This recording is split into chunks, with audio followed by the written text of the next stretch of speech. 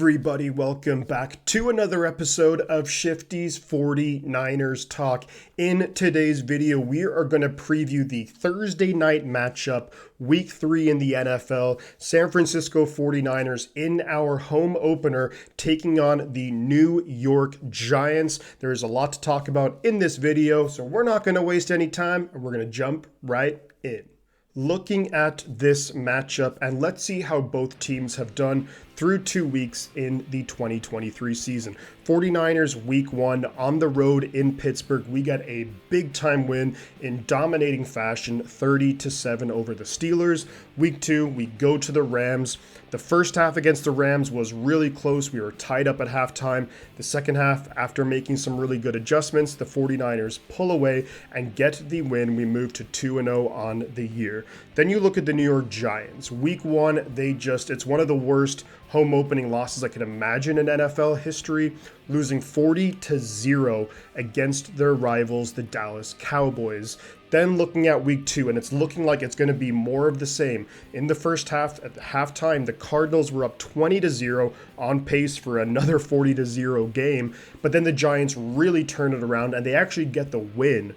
31-28. They had a huge second half led by Daniel Jones and Saquon Barkley, and they're now actually getting some momentum going together. If they had lost in Arizona, that would have been just an absolute disaster, but maybe they have some things going for themselves. Now, when I look at this matchup, and before we talk about the specifics, let's talk about some of the potential injuries for this game. For the San Francisco 49ers, really the only injury of note is going to be Brandon Ayuk is questionable for the game, is going to be a game time decision.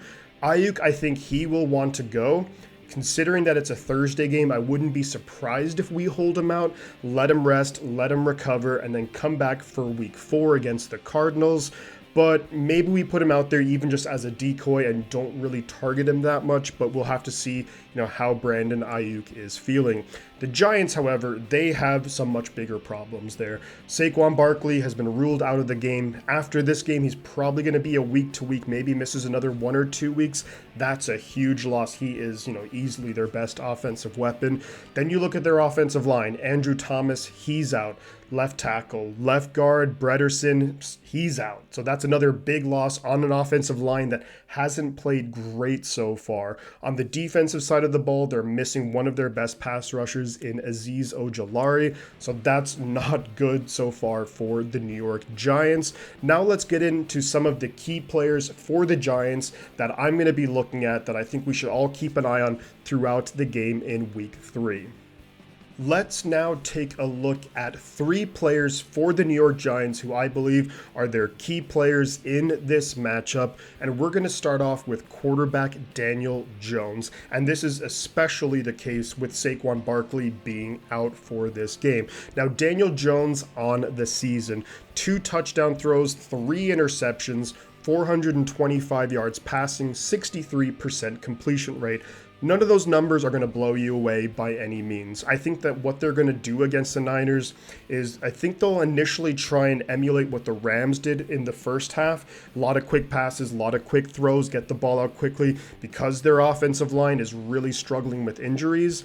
But that's going to be something where I think with the Niners being able to adjust in week 2, I think we'll very quickly adjust to that in this game. But don't be afraid. Don't be surprised to see if the Giants want to air it out. They have Jalen Hyatt, great speed. They have Paris Campbell, great speed. So maybe they'll just try and chuck it deep down the field. Maybe even if they don't catch it, they'll draw some penalties, things like that. So the Niners have to be disciplined there.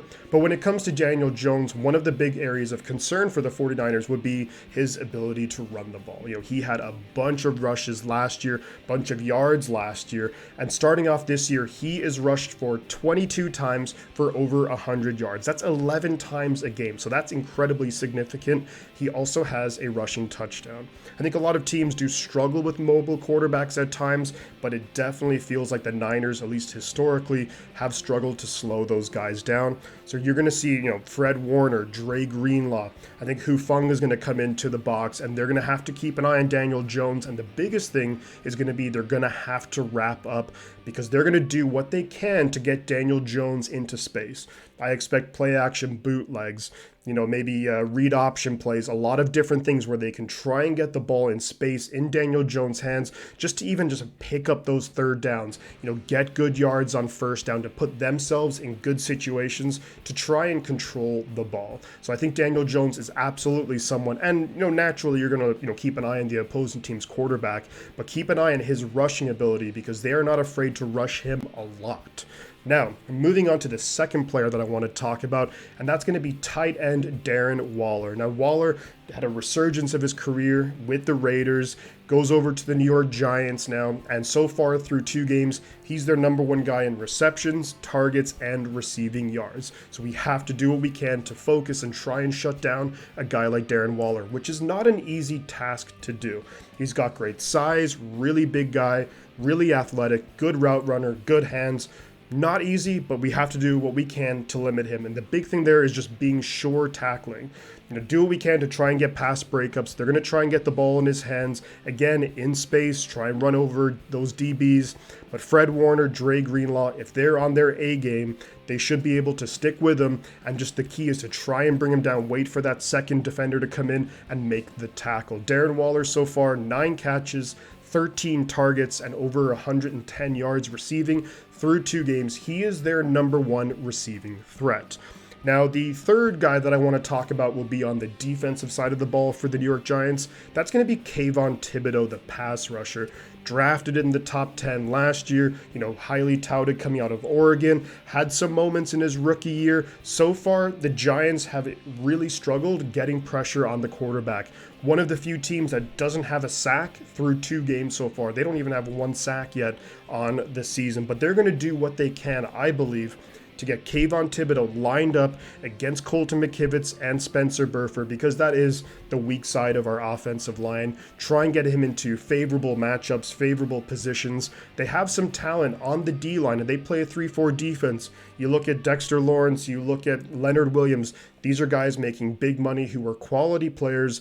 They're going to try and do what they can to get those double teams. Maybe you get a one-on-one matchup, Thibodeaux on McKivitz or Thibodeaux on a tight end, and try and get some pressure onto Brock Purdy, or even just try and shut down the run game. But I think Kayvon Thibodeaux is going to be a key player here for the New York Giants. Now, coming up next, guys, we're going to talk about the Giants offense against the Niners defense, and then the Niners offense against the Giants defense.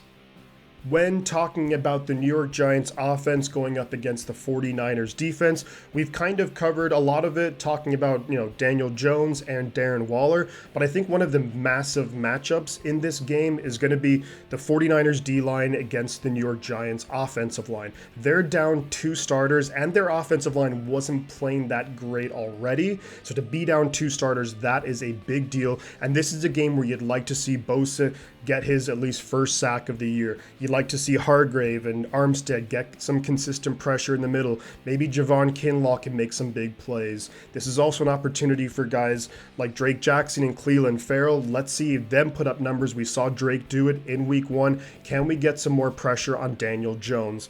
And being able to get that pressure with 4 down linemen is going to be so crucial, because we talked about Daniel Jones, his ability to run the ball with his legs. So if you can drop 7 guys back into coverage, maybe it's Warner, maybe it's Greenlaw, maybe it's Hufanga, maybe it's a couple of them, you keep an eye on Daniel Jones. If he's going to take off with the ball, be sure tackling, get him down before he picks up those chunk yards, and just give your offense a lot more opportunities to make plays.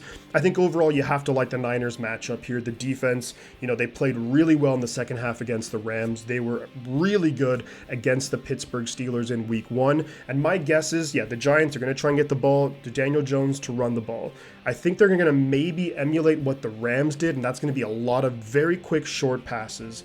The good thing is, though, we adjusted to that last week against the Rams, and I think if that's the case, and if the Giants are moving the ball with those quick passes, we'll see similar adjustments with the defense, but a lot sooner. They'll know how to react to that and just get them off the field. And again, give your offense just a lot more opportunities to put up points and just try and put this game away as quickly as you can, at least. So I really do favor the Niners defense against the Giants offense. However, Thursday Night Football, neither team has much time to prepare for it, so you never know what can really happen here.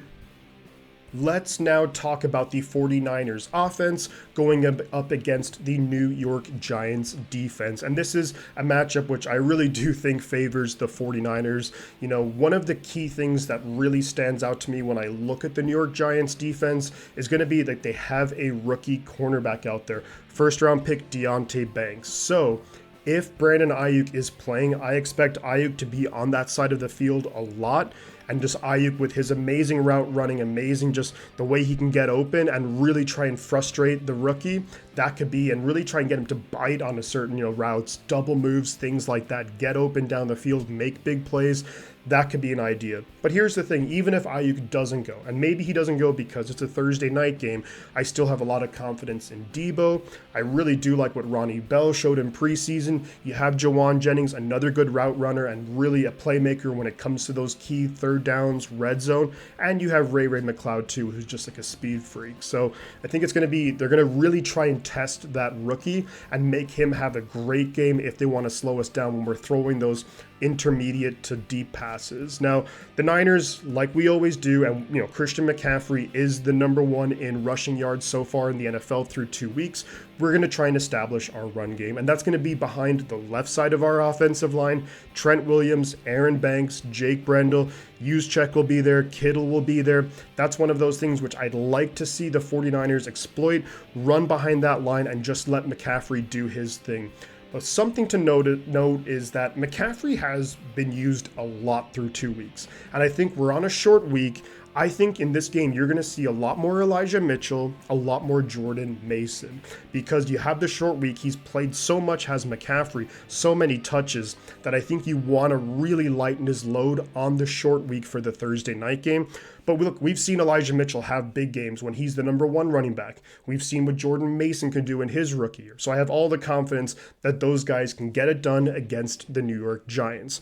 Now, when you look at the Giants too, on their defense, linebacking core, no standout players, really. I mean, if you want to consider Kayvon Thibodeau, more of an edge rushing kind of guy. But over the middle, I think George Kittle is going to have opportunities. One of those things where he's only had 49 yards so far through 2 games. I think he eclipses that easily against the Giants. I think he has maybe like a 75-yard to 100-yard game, especially if Ayuk isn't going.